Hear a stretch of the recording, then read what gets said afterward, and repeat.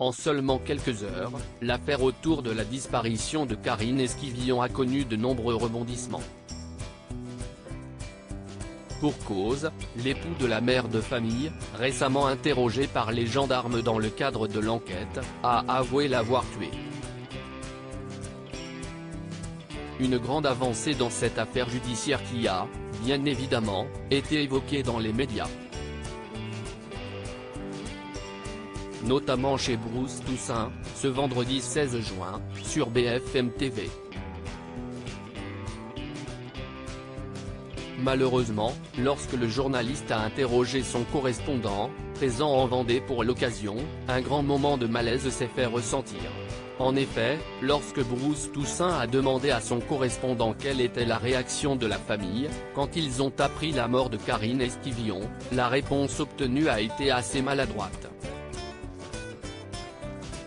Très bien, ils sont heureux, une petite fête est prévue ce soir au village, a-t-on entendu. Une confidence qui pourrait suggérer que les proches de la victime seraient, presque, ravis de la mort de la mère de famille.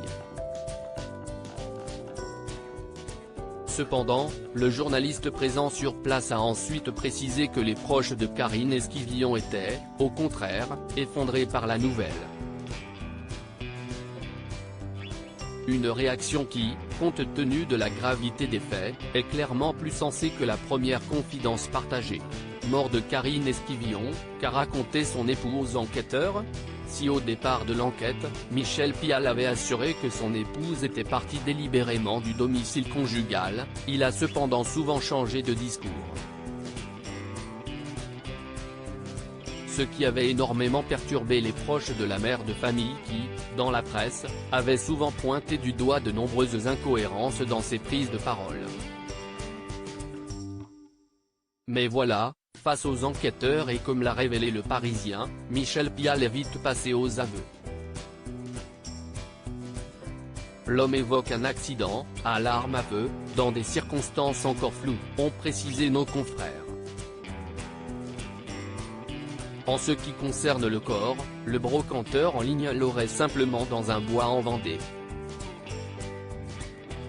Un procédé qui ressemble presque à celui fait par Jonathan Daval qui avait également caché le corps d'Alexia dans les bois. Crédit photo, capture d'écran Facebook.